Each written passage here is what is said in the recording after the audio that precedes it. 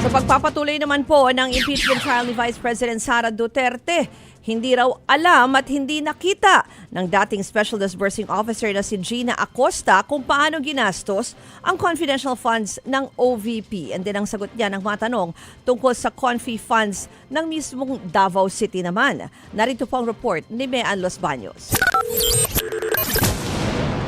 250,000 pesos kay Don Piang, tig 150,000 pesos kina May Pamana at Shane Ngit-Ngit, habang tig 100,000 pesos naman para kina Antonio Pagong, Timon Andrew Pusa at Suniso Belat.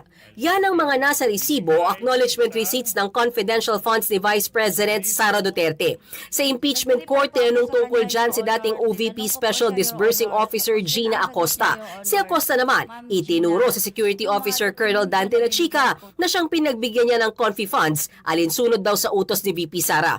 Tanong ng prosekusyon, nakita ba ni Acosta na iniabot ni Lachica ang pera sa mga pangalang nasa resibo, gaya na lang ni Pagong?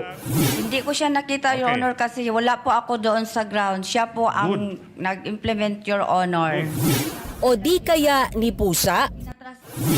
Hindi ko po, kasi wala ako doon, Your Wala Honor. po kayo doon. Disburse ko lang sa kanya ang pera. Siya po ang nag-implement.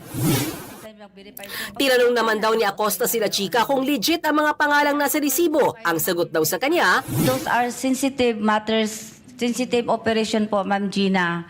Confidential po yun. isa pang tanong ni Attorney Amando Ligutan, hindi raw ba nagtaka si Acosta na sa loob lang ng 11 days ay naubos agad ang 125 million pesos na confi funds? Muli, itinuro nito sila Chica. At sila Chica rin nga ulit ang itinuro ni Acosta nang tanungin siya kung bakit walang resibo ang mga biniling gamot at supplies na umabot sa 75 million pesos.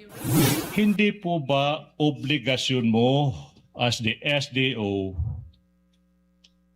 na alamin at protektahan ang bawat sentimo ng pera ng taong bayan?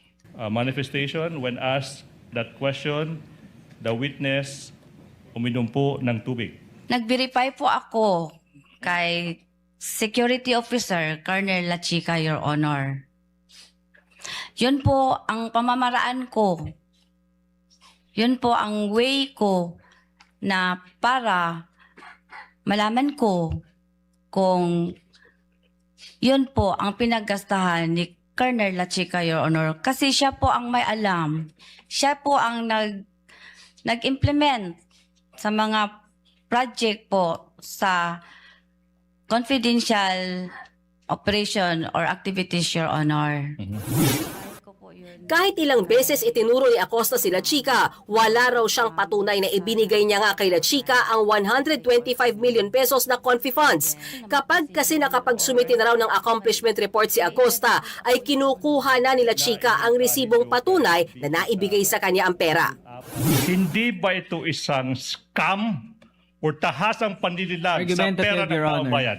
Not only argumentative, but kindly use appropriate language as well inside this court. Your Honor, may we move to strike that last question, Your Honor, for being impertinent, Your Honor. It's very much pertinent.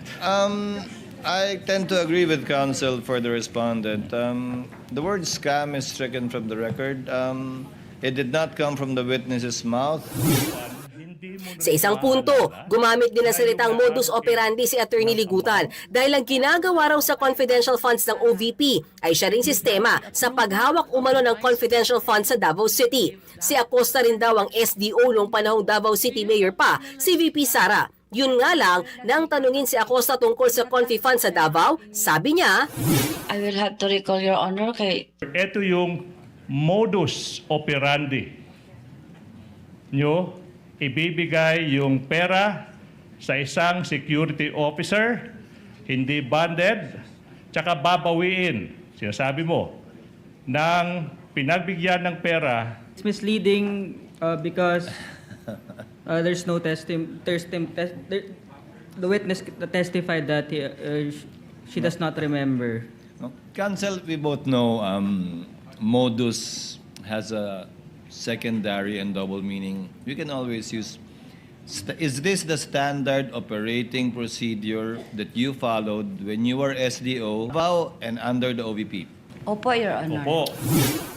Kung sa tanong ng prosekusyon hindi maalala ni Acosta ang pag-liquidate sa Davao City, nakakasagot naman siya nung defense team ang nagtatanong sa kanya. No notice of suspension issued by the Commission on Audit against you, correct? When you were... Wala. And there's no notice of suspension issued against then Mayor Sara Duterte, correct? Wala po.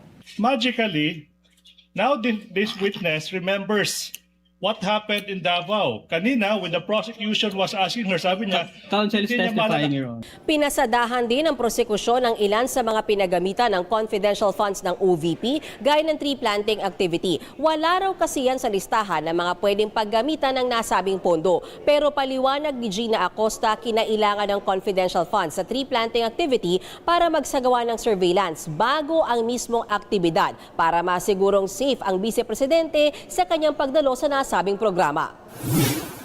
Ang tanong ni Atty. Ligutan, bakit nitong nakarang August 13 nakapag-tree planting si VP Sara kahit walang confi funds? Hindi ko alam, Your Honor. Hindi mo alam.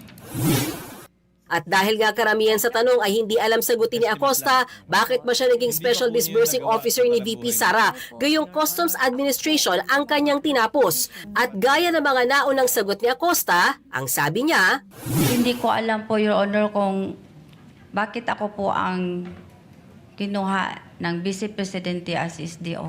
Hindi po ba, ma'am, na requirement sa SDO yung pagkakaroon ng common sense?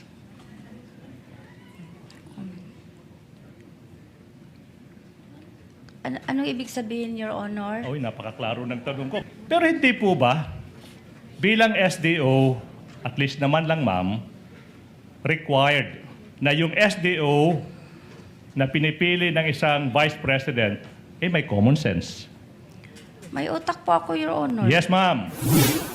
nagbabalita mula sa Frontline, Mean Los Baños, News 5. Mga kapatid, patuloy po kayong tumutok sa 105.9 True FM para sa totoong balita, impormasyon, music, and entertainment. Mag-subscribe sa aming YouTube channel at podcasts. At sundan nyo rin po kami sa Facebook, Instagram, X, TikTok sa True Network PH. Bisitahin din po ang aming website truefm.ph at panoorin kami sa True TV Signal Channel 19. Kami po ang 105.9 True FM.